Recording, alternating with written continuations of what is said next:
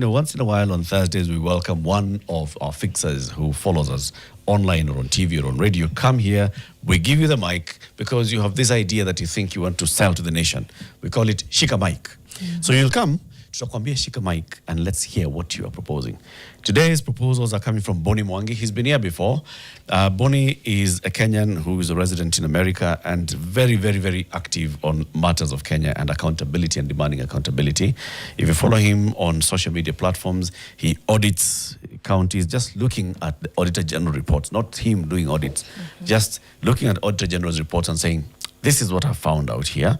This is what the Auditor General is saying in this particular county. Look, oh my God.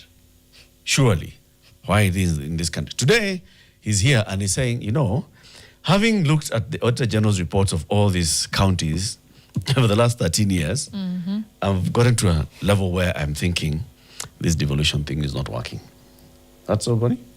Is that so? That's right. Karibu sana. Asante. Good to have you back here. It's a pleasure. The last time you were here, Janet was not here. Yes. But Mariam did the job on behalf of Janet. And today, the owner of the job is here with the job, which is giving you the day's quote. You said I absconded my job. No.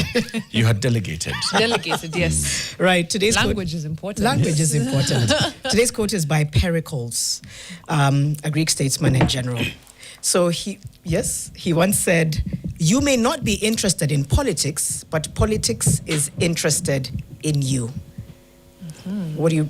I know it sounds obvious, but what comes to mind when you hear that statement that he made many centuries ago? So I think what that means is that we cannot, you can't be ignorant of where, who you're dealing with, right? You live in a country, a lot of Kenyans don't want to deal with politics, but it's going to impact you, right? When you pay taxes and you don't get anything in return, whether you want to be, political or not, you're affected. Yeah. Straight. Whether you want to be political or not. Yeah. All right. You have this idea, this big idea. Yeah. That, Bonnie, we need to abolish this expensive thing called devolution. Right. Shika Mic. So I want to start by saying that I'm not opposed to devolution in general. What I'm opposed to is a system that doesn't function for Kenyans. What I'm against is a system that has been perverted in the last 10 years into a system that serves as an extraction machine, where 97% of Kenyans pay taxes. They contribute blood, sweat, and tears in taxes. And the 3% of Kenyans consume everything. And I think when you look at data, there's no question about that. Right, so we've spent over the last 10 years 3.6 trillion at the county level, right? 3.6 trillion, and you go back and you look at the results, they're not there. We are looking at a 44% poverty rate across the country. That 44% poverty rate doesn't even tell you what you need to know about specific counties. You go back to a place like Turkana, 129 billion in 11 years of devolution, 83% poverty rate. That rate was 82% before devolution. You look at counties like Wajir. From 82 to 87. 82 An increase. to 83. Oh, to 83. Okay. It went up by 1%. Okay. Having invested 129 billion. Okay? You go back and you look at places like Wajir, right? Close to, I think, 70 billion cent. Poverty rate, almost 70%. You go back and you look at Mandera, right? Close to 100 billion invested. There is no argument, in my view, that can be made in good faith that devolution is succeeding. It's just not. And so we wake up today, we are looking at 12 trillion in debt as a country. We are spending 80% of our revenue on debt service. The past, right? Debt service is not about the future. You're spending, you're trying to cover for your behavior in the past. Yeah. Where are we going, right? Whether you like devolution or not, we have to make sure that it's economically viable. 47 counties, if you look at data from 2024 to 2025, half of them cannot raise more than 3% of their budget. 14 counties cannot raise more than 2%. It's 11 years into devolution. And so with that data, I actually want to turn it to Kenyans and say, tell me why we should continue a system that is not working, right? We are adding about 2 trillion in debt every year now. Again, we are spending 80% of our income on debt service. It's a country of 50 million people where the average age is 20. We are supposed to be investing in Kenyans, right? We keep talking about wanting to be Singapore. When you spend 80% of the revenue on debt service, how can you claim to be trying to be Singapore? It doesn't work. Yeah. Okay. Ooh, Drops mic. Yeah, let's. And you can't fight data. Yeah. At the end of the day. Right. You wanna. A number of questions, though, Bonnie. Yeah. So, as you thread this argument, maybe just take us to. You've told us this is what. Yeah. This you want us to abolish this expensive system of devolution. Yes. You've given us the why. Right. How do we do that? So, And what do we have in its stead? So right now, let's look at what's happening. Again, 47 counties, half of them cannot raise more than 3% of their budget. That's great. That's the number. I mean, yeah. 3% of in on source revenue, you mean? Cannot raise more than 3% in 11 years into devolution. And so this system is premised on the idea that people that are making decisions about how much to spend should be bearing the cost of those decisions. So today, you go to a county that spent 18 billion last year. They want to spend 20 billion this year. There's nothing we can do about it as Kenyans, right? If you look at spending in 2024, 2025, counties spent about 533 billion. The year before that, 483. So in 1 year, they up spending by 50 billion, which is about 1 billion for each county. And yet their own ability to raise revenue within the counties went down from 10% to 5.9%. The average county today can only raise 5.9% of its budget 11 years into devolution. 94% has to come from somewhere else. Who is that someone else? It's Kenyans from across the country, right? Our country at the national level is spending about 40 to 50% more each year that we make. So even before you look at counties, you're already in a hole at the national level, right? We don't have money. And again, when the money gets to the county governments, Kenyans, this is not the way devolution is supposed to work. Last year, the average county spent 47% of every single shilling on salaries for the 1% of people that are in government. So think about that. Every county spent 1 shilling for every 2 they spent on themselves, right? So it's clear who's benefiting from this system, and it's not Kenyans. Yeah. Some might argue that it's more about a governance and accountability weakness than devolution itself. Right. Yeah, what would you say to that? Look, Kenya is a country where laws don't mean anything, right? There is a law in this country that says that counties cannot spend more than 35% of their revenue on themselves. Again, because the point and purpose of government is to serve citizens. So we have that law so that these people are reminded that you are there to serve citizens, but nobody cares about that. 90% of counties don't care about that. They're violating, and they're not violating by 1% or 2% or 3%. Again, the average county last year spent 47% against that limit of 35%. By doing that alone, in the last 3 years, counties have taken 131 billion from citizens in 3 years. Sorry about that. My apologies. So in 3 years, 131 billion has been spent illegally on salaries by these county governments. You look at Nairobi, everyone sees what's happening here, garbage all over the city. In the last 3 years, the county government of Nairobi has spent 14.8 billion illegally on salaries. It's a county that employs 16,000 people, which is 0.3% of the population, and they're spending 55% every year on themselves. Right? If they followed the law, if say there was a hard-pressed motion to say you have to follow, you have to abide, and for some reason that happened, would it still be unjustifiable in terms of the amounts if people just did their job well and used the money and appropriated it well? I think would it still be, so everyone 35% or less. Okay. It will go along with. First of all, this 35% I've said before is very generous, right? When you look at most countries, right? OECD can spend a lot of time on this issue. Most countries that are you would consider to be successful countries spend 20%, 18% on salaries, right? The state of Texas, 18%. You look at the private sector, successful companies that have to spend a lot of money to retain talent. Nobody is spending 55% of their revenue on salaries. And so why is it that in government, particularly in Kenya, we are okay with that? Right. Yeah. We didn't get into the how. So we are abolishing devolution. How? So first of all, I wouldn't say abolish. What I would say is restructure it. And what I mean by that is we have 47 counties. And again, I just told you that half of these counties cannot raise more than 3% of their budget annually. 11 years into devolution. 14 can only raise 2%. So what I want us to ask ourselves is, when is this situation going to change? Right. And so I say that our debt is 12 trillion. It went up from 2 trillion in 2013. We've never had a balanced budget since devolution, and we are not missing it by 5% or 4%. we are missing by a huge chunk. We're at a point where we're having to borrow $2 trillion every year to just make the budget work. Yeah. This system is not going to work. And so what I'm asking Kenyans is, if you are against changes, tell me when this situation is going to change. When do you think Lamu is going to be able to raise 50% of its budget? When do you think Isiolo is going to be able to raise 50% of its budget? It's just not going to happen. We've given them 11 years, and it's not working. So restructure into what? Restructure into a smaller government. So I would say that we probably need 10 to 12 jurisdictions, counties, whatever you want to call it. And so that means that we reduce the size of it.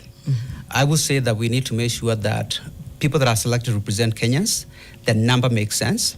There is no reason for Lamu, which has a population of 140,000 people, to have 19 MCAs, one for every 7,500 people, right?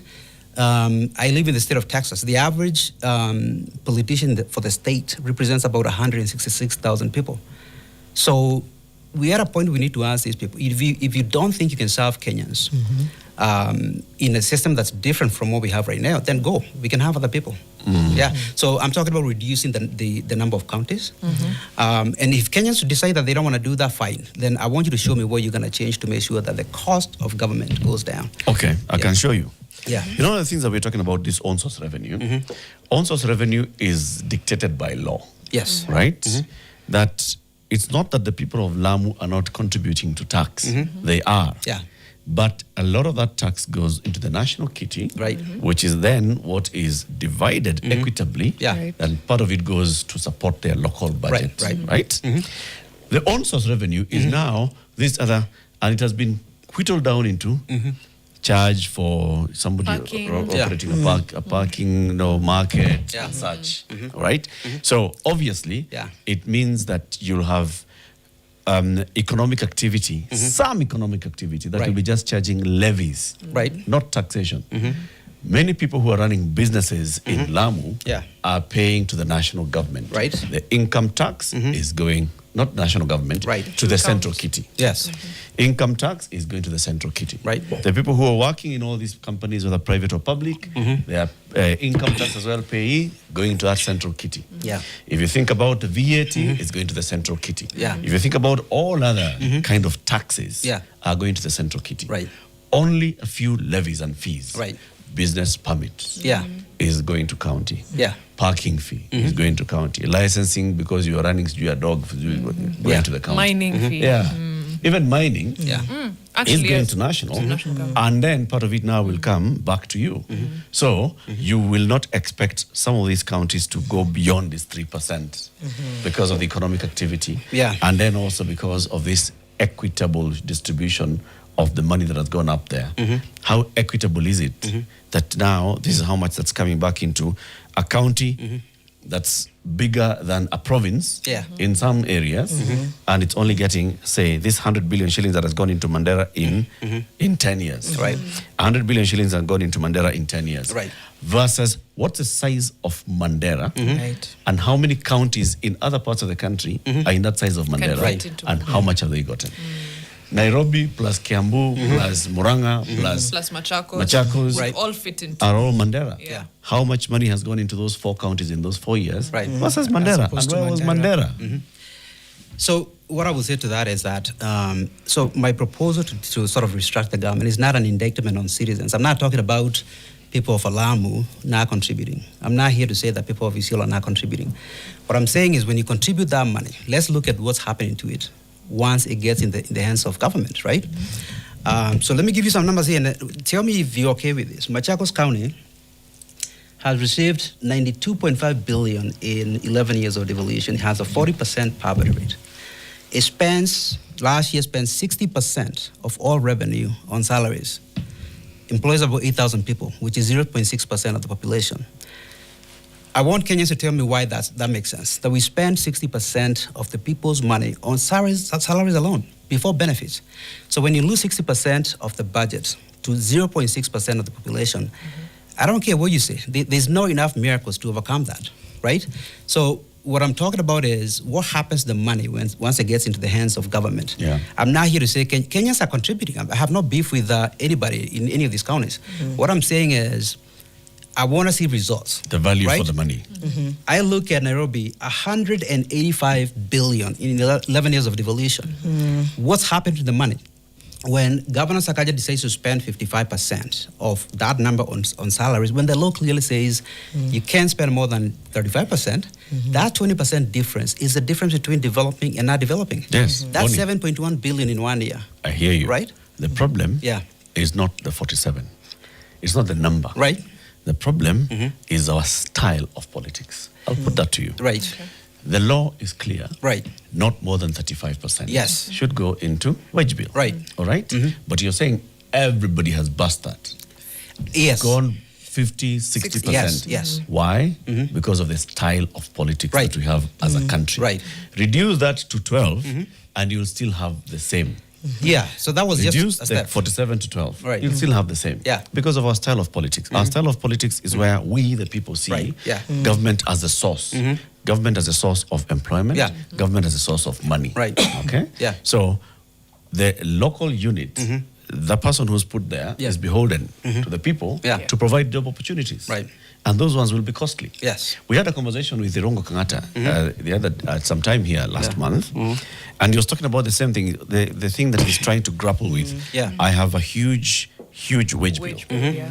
I'm trying to see how I can manage this wage bill, but I know politically I cannot downsize. Yeah. Yep. If I make a decision to rationalize the stuff, Yeah. that will be a political decision. It's going to cost me. The people will be not the end elect of me me as back governor. into office. Yep. Even if I told them I'm trying to reduce this so that we have a more efficient, lean government, and so that we have more money for development. The people will tell him, where na your development yako? Brenda. So I don't buy that. First of all, because again, no county that I've seen employs more than 1% of the population. So are you telling me that Kenyans are going to be okay with being held hostage by 1% of the population? Yes. It doesn't make any sense. Yes. It does We are not. currently hostages of, Yes. But it shouldn't be 0 like that. point something percent of That's the true. population. It should not. It should you know, not. Yes. When you look at most countries that have gone through a lot of trouble with debt, for example, what happens in many of these places is that you have a large chunk of the population that's dependent on, for example, welfare, right? You look at the U.S., right? Social welfare, Medicaid. So if you have 40% of people that are of age, they're retired, they need that money. If you try to, make any changes, it's very bad politically. But that's not us. 60% of this money is going to 1%. Okay, it's going to 1%. And again, I'm asking Kenyans to tell me when this situation is going to change. When is it going to change? So I agree with you that we don't have necessarily to reduce the number. But I would say that let's agree on what amount of, what percentage of the budget we are okay with being spent on the structure. Because again, the point of government is to serve citizens. Yeah. We shouldn't have government if it's not serving citizens. I want you to look at, I was talking about Machako, 60% of the budget goes to 0.6% of the population on salaries alone. So that by doing that alone, they're taking about 3.5 billion in just 1 year in money that could go and build a hospital, a road. Make sure that when a kid goes to school, there's a desk. Make sure that you walk into a hospital, there is a doctor there, there is medical equipment. That money is spent on this 0.6% of the population. That's not the end. The county goes on to spend 631 million on travel abroad. This 631 million is on the 40 that's left. Remember, they took 60 to begin with. Yeah. Now they've taken another 631 million. Yeah. You look at where this money is going, right? You have counties sending people. Machakos is sending people to Singapore to learn how to plan, right? Sorry. You have No longer as a metaphor. It's No, right. it's literally. You have To learn how to plan. Yes, they are sending 18 people to Uganda for games, right? At the cost of 4.7 million. This is a county with 40% poverty rate. Is it sponsoring athletes from the county to go to a No. competition? No. Staff is in It's there. staff It's for It benchmark. says here, 18 regional- people it's regional games from the from county counties. executive office. So it's the governor and his team going to games at the cost of 4.7 million. Yeah. Right? Again, Nairobi County sends a team of 19 people to Marrakesh, Morocco for 2 weeks. For 2 weeks at the cost of 37 million. I mean, I want anybody to tell me why that makes sense. I want to add on something similar to what Eric said, but let's just say, for some counties, they've never known or understood development. Right. So how do you justify that? How do you quantify that cost? Because they're like, Yeah. for me, this is development. The fact that I even have people, I Yeah. promise you, it's a thing. People Yeah. are like, we've Yeah. never seen this level of Yeah. access or development. Yeah. Even though from obviously from our perspective, we Yeah. can see it's working against them. Right. They don't see it. Their purview Yeah. is very much like, I'm elevated. Yeah. now. I mean, the situation is just devastating. I go back to Nairobi, right? Nairobi last year spent 33 billion. That was the budget. Started off by losing 55% on salaries, like I was talking about. You lose 6.7 billion that way, 2023, 2024. Go on to spend 1.2 billion on travel. That's 8 billion. Goes on to spend 6.3 billion, which is 20% of the county's budget on legal fees for 4 people, 4 lawyers. So you lost almost half of the budget. You have now served one person, right?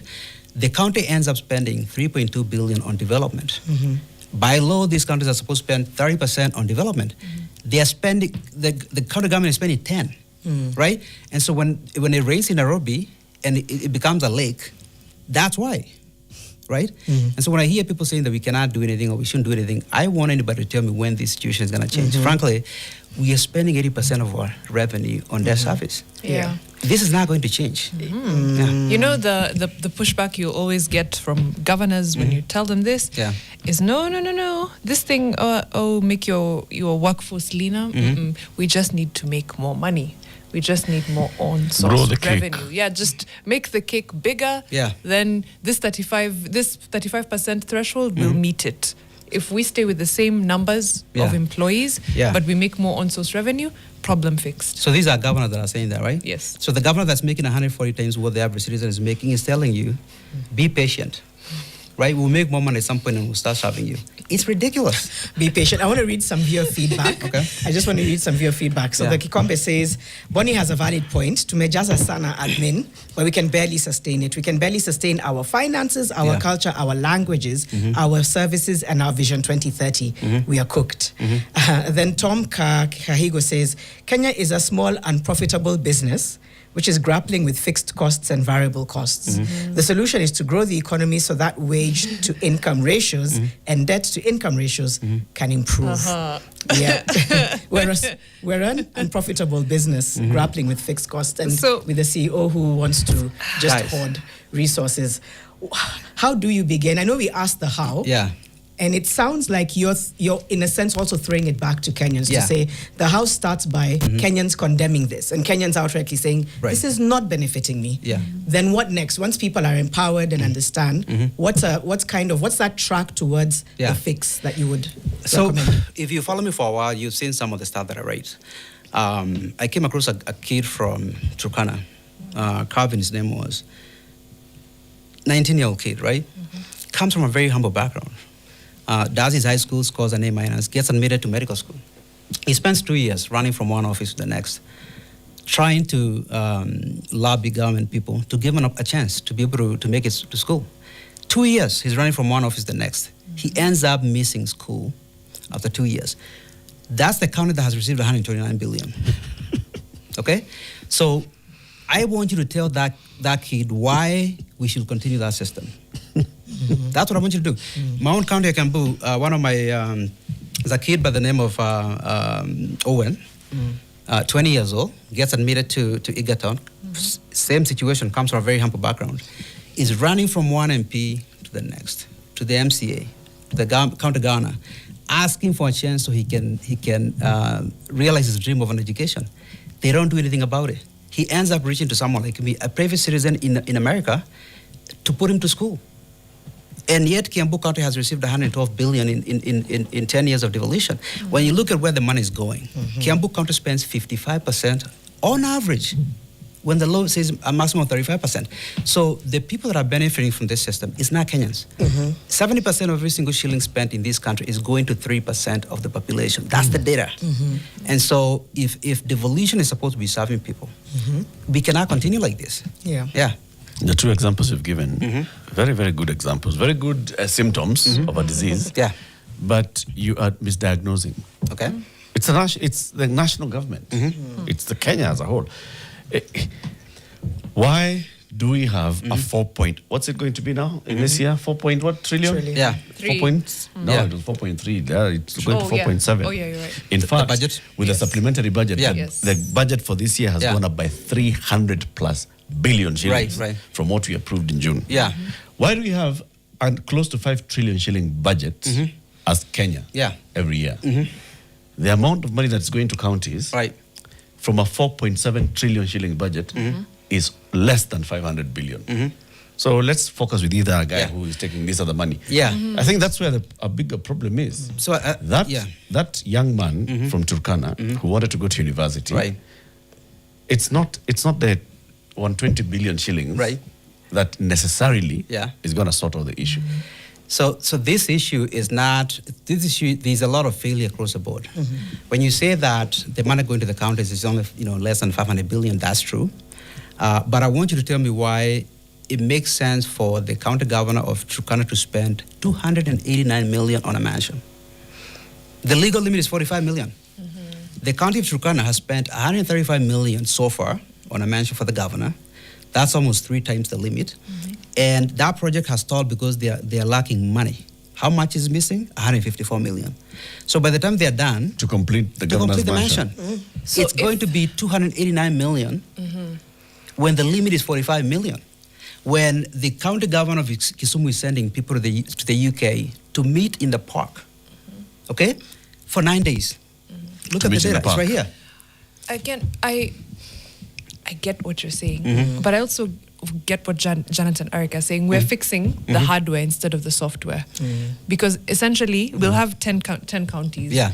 With the same problem, Yeah. because then they'll be like, actually, Right. now that we've amalgamated Nairobi, Machakos, Kiambu, Right. and Kajiado, all neighboring into one, we now need one central governor's mansion. And that's another 300 And our million. governor cannot Yeah. be in Nairobi. Yeah. No, can't be in Kiambu. No, cannot Yeah. be in Machakos. We found that It's the somewhere midpoint- middle. And not only that, even if he's wherever he is, Yeah. he can't just live in a normal house. Yeah. He has to live in a... Yeah. in a Mansion. mansion. I think we're missing a Befitting- small point, which is... befitting of such a Right. I think the point we're missing here is that although it is true that much of the money is spent at the national level, you have to ask yourself what is being spent. So when we say 15% is what's being spent at the county level, this 85% at the national level includes about 50% of it that is debt service, right? So 2023-2024, our budget is 3.8 trillion. We make 2.5. So we borrow 1.5 trillion to make the math work. But we paid 1.6 trillion in debt service. That debt service includes all the money that we've sent to the county governments in the past, because again, we run on budget deficits. So when people look at how much is being spent at the county level and say it's only 15%, that's not true, because what's spent at the national level includes all the debt we've incurred to maintain this system. Last year, when I was, we were having this discussion, the county government has spent 483 billion. This year, they upped it by 50 billion. So their own spending increased by 50 billion, which is about $1 billion for each county. Yet their own ability to raise money went down from 10% to 5.9%. The point is this failure is failure across the board. It's not just county level. Yeah. It's not just at the national level. Kenyans, the government has failed across the board. Nobody is serving Kenyans. So my point here is we need to restructure government in a way that it goes back to serving Kenyans. We can't have a country where 70% of the money is going to 3% of the population and act like we are serving people. Yeah. And not pretend like it's going to... Yes. I'm always telling Eric and Mariam, Yeah. I always see the long game. And right now, all I see is just a black hole. Yeah. I know it sounds very extreme. Yeah. Because I'm like, there's no way this is sustainable. Right. At some point, something is going to crash and burn. Yeah. Right. We've seen it happen before, so I hear you. Yeah. And again, going back to what Eric, Mariam, and I are saying, there's Yeah. also a point where Kenyans need to recognize that there is a black hole coming. Right. Yeah. Because I feel like we're just breezing. Yeah. There's an awakening. Yeah. I love it. People are like, hey, sound the alarm. Yeah. But a majority of constituents are still looking at the elevation of their governor, the Right. elevation of their Yeah. MCA who never had a chance. Yeah. And that's I think the software bit that Mariam was saying. Yeah. Unless they see that black hole, they'll actually be like, let's borrow more. You Yeah. need to out-borrow the 10 million. What do you mean? Yeah. You're playing low. Yeah. Sherman HQ says something just before you respond to that, Bonnie. Yeah. He says, given that leadership quality determines devolution success, what reforms can be done to strengthen weak counties? Should we restructure, downsize, or introduce other accountability measures? Yeah. And then Robert Mine is saying Clint Eastwood should come with his Smith & Wesson and visit these leaders. Yeah. Clint Eastwood is past, Yeah. unfortunately, Oh. so he can't. Yeah. But yeah, your thoughts. This is a very difficult question because we don't need new laws. We have laws. The only difference is that the people that are in these positions to enforce these laws don't care about them. We have a law that says you can't spend more than 35%. Yes, 90% of the counties are violating that law. Right. And so, again, when we say that the issue is at the national level, what we are failing to see is what's happening with decisions. Again, the point of devolution was to make sure people have services, they have development, there's accountability. Yeah. So I ask you to put yourself in the position of Calvin, that kid from Turkana County. He knows that 129 billion has been sent to his county to make sure that he has a chance in school. And the money is used to build a mansion for 289 million. Turkana County is spending 1.2 billion traversing the globe. They are sending 68 people to Ethiopia for a cultural event. Okay? That's what's happening with these places. And so, guys, we have to do something different. True. I think we need different people in government. That's what I would say is the answer. So I know that we have a lot of laws, but if the people that are in those positions to enforce these laws don't care, think about this. We have a parliament that's the second highest paid group of politicians globally. They make more money relative to, when you consider the size of our economy, relative to people in Austria, in Singapore, in the US, in Canada, in Australia. They make more money relative to those people. Where are the results, right? Go take a look at Nairobi. I was telling you the county spent 6.3 billion, which is 20% of the budget on 4 lawyers in 2023, 2024. Think about that. You lose 20% of the annual budget to 4 lawyers. And you don't hear anything from the 124 MCAs in Nairobi. Yeah. No, right? Do you have an example of a radical measures that were taken to reinforce accountability? Any that you can speak to say, this is an example of how to do it? And honestly, it comes down to the people that we elect. Because look, if I'm governor of Kiambu County and I decide that because government's purpose is subsidies, I'm not going to spend more than 30% of the budget. The law says you can spend up to 35%. I say I'm going to cap it at 30. And by doing that alone, I free up 7 to 8 billion a year in money. We will spend the money, but we are spending on people, right? We are spending on infrastructure. We are spending to make sure that people have water. We are spending to make sure that people have roads. We are spending to make sure that you walk into a county hospital, there is a doctor there, there is equipment, that they don't send you out to go buy medicine from the supermarket. That's what we need to do. So the difference, frankly, is people. We have enough laws. It's just the people. Just before you come in, Mariam, because I know you wanted to, is there an example as well that you can speak to? Because corruption is global. We know that every country, but talk to us about where you've seen accountability at play, where you've seen politicians reined in a way that, they're not able to play the games here. Any example come to mind? I mean, I can give you this, an example where I live, right, the state of Texas. It's a state that's very wealthy, but when you look at how money is spent, my son goes to a public school in Texas. I have never wanted to know where the money is going because I don't need to see it. But when I drop him to school, I can see the classroom that he's walking into. When I go there and watch his, soccer games, I can see the field. Right. I can see equipment, right? When you take 2 kids here, I went to a primary school not far from here, and when I walked in there 3 months ago, it looked exactly like it did 30 years ago when you went, when I was there. And yet, there is a big sign there saying it's received 3 renovations since 2013. It's ridiculous. So when you look across places like in Europe, in places like the US, you see a difference in terms of the people that are making these decisions. And then we don't hold leaders accountable. When you look at our public school system, for example, what percentage of our MPs or governors have kids attending public schools, right? So when they are telling you that those schools are not good enough for their kids, right? That's why they're spending very little. I mean, counties are spending 1% of their budget on education. Can you believe that? A county government spends 1%. Give you an example of Machakos County. They spend 631 million on travel. You know how much they spend on education? 148 million. for the entire county, a county with 1.5 million people. Just defunding the most important institutions. Exactly. So there's someone who is saying, Renson actually saying, if there's an entity that needs restructuring, it's actually the electorate. My own friends think that an MCA should take care of their financial issues because he's from their tribe. From their tribe, and they voted for him. Thoughts on that? And then also the low-hanging fruit, because essentially if we were to cut down the number of counties or electoral units, that requires, referendum, constitution, so many things. But low-hanging fruits where we can slash if we were being serious. But start to that. If there is, an institution that needs to be restructured, it's the electorate. I agree with that 100%, maybe 1,000%. Because, when you look at places like Somalia, right? You can wake up in the morning, if you have a lot of money, buy a bunch of guns, hire a bunch of kids, send them to the streets and say you're the governor or you're the president. We don't do the same here.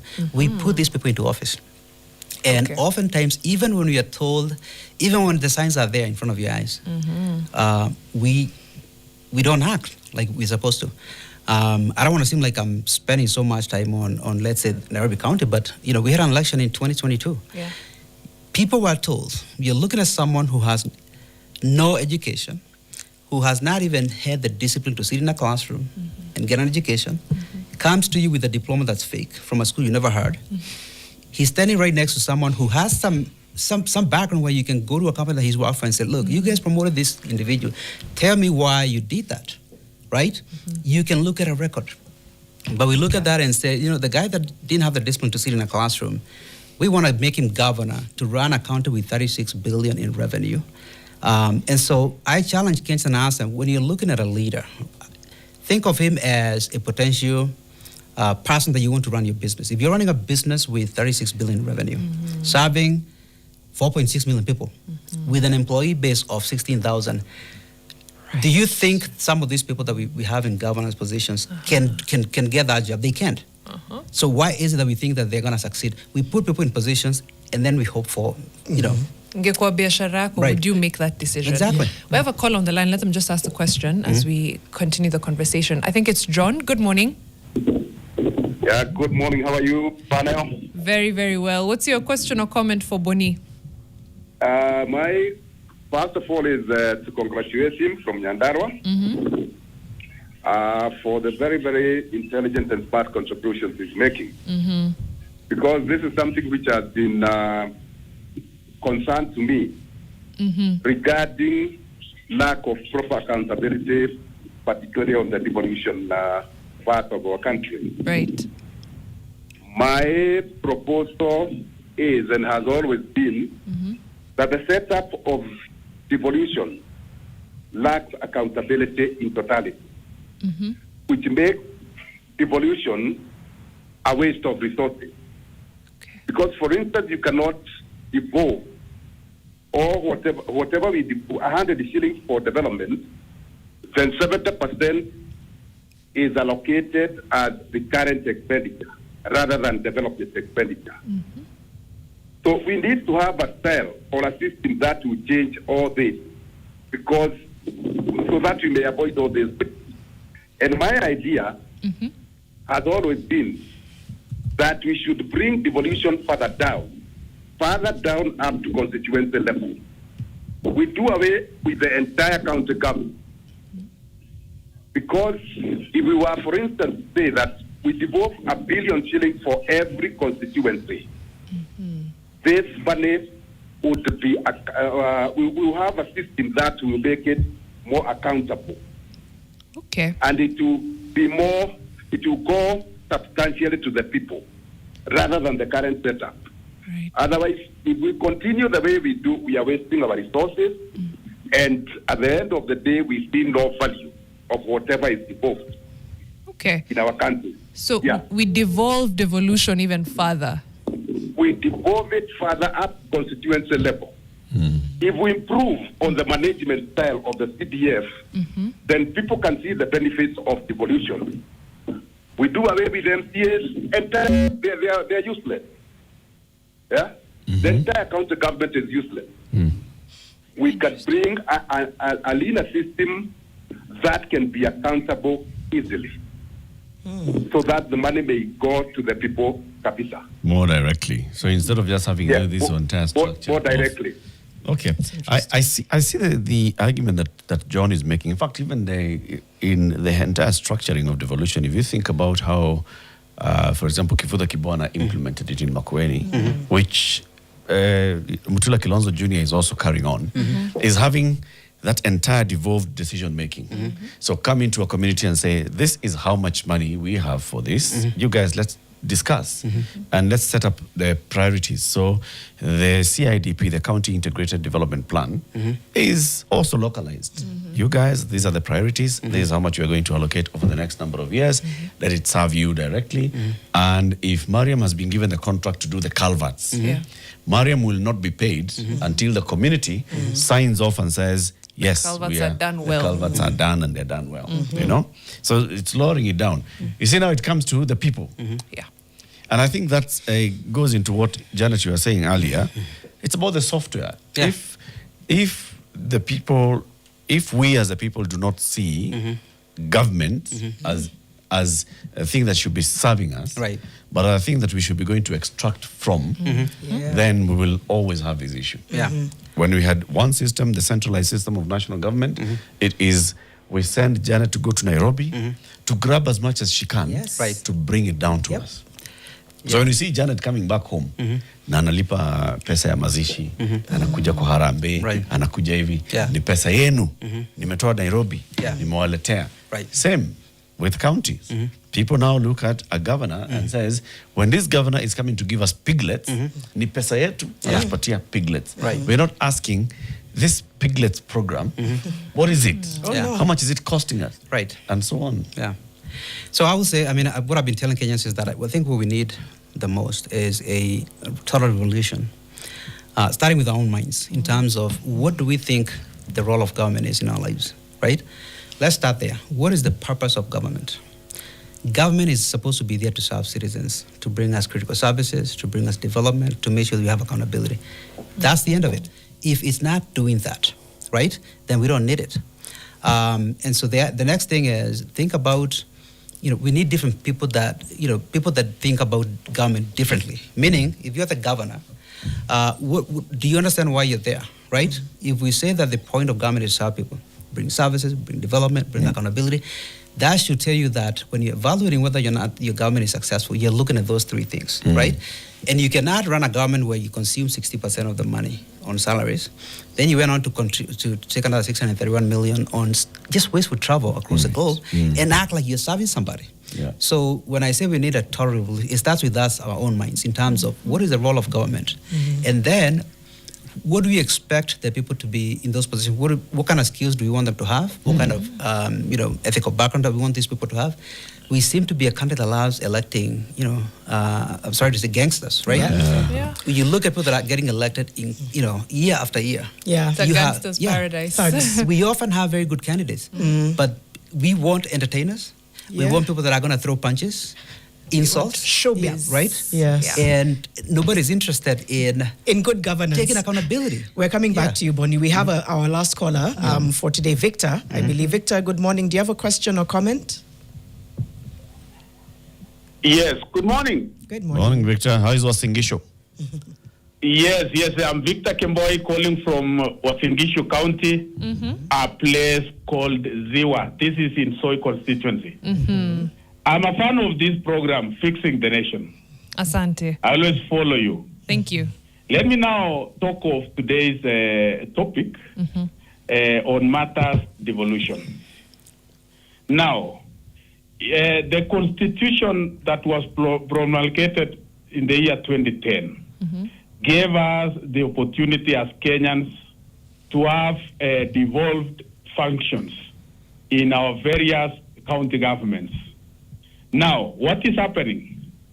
It is that a lot of money has been trickled down from the national government, from the treasury to different counties. But let me talk of, for example, my county was in Gishu. I call it a royal county. Why? Because the president was born in this county. How much do we get as every financial year, a good amount of money to a tune of 10 billion. If you come to the ground, can you see the value of what is being actually given from the treasury? Remember, we have the own source revenue, whereby the local government, that is the county government, collects from wafanya biashara and any other kind of transaction being carried on in a county. But it is that the common mwananchi does not feel the effectiveness of the large amount in our counties, that we need to see agriculture is a devolved function. But now, what is happening? Like, for example, the other day, you find it comes in for our members of parliament to chip in so as to make the subsidized fertilizer, the price of maize seeds. You remember what Honorable DK did? Yes. To a point of, he went up to Mombasa to receive the fertilizer, and he compelled the Kenya Seed Company. What does the county government do? Because we know agriculture is devolved. Now, there was a time the president requested the governors that you give the last mile distribution of maybe maize seeds and maybe coffee, maybe teas, and even fertilizer. But you find the counties are just asleep. They're unable to do it. The government now has depended on NCBBs. All right, thank you, Victor. To distribute this very basic commodity. Victor, you're making very good points. Asante sana for your contribution. Very, very good points. Basically, just going into what Bonnie is raising today. Shaman is saying we need Millet-style reforms that have helped cut waste, reduce bureaucracy, enforce fiscal discipline. Could Kenya adopt a similar strategy in counties to tackle high wage bills and uneven government? He's talking about President Javier Milei of Argentina. He was elected in December 2023. This guy was elected on a libertarian anti-establishment platform. His campaign clarion call, take a chainsaw to the state, go there and like drain the entire swamp. So what did he do when he came into government? He cut energy and transport subsidies. He laid off tens of thousands of public workers. He froze or reduced public wage and pensions. He halted public infrastructure projects. He reduced ministries by more than half. And for the first time in many years, Argentina, which had an inflation of above 200%, severe fiscal deficits, and unstable currency, went into a budget surplus. All right? He was elected in December 2023. Of course, there are very many people who argue like, okay, this guy is libertarian and anti-establishment. He's a bit too much. But that's what Sherman is asking.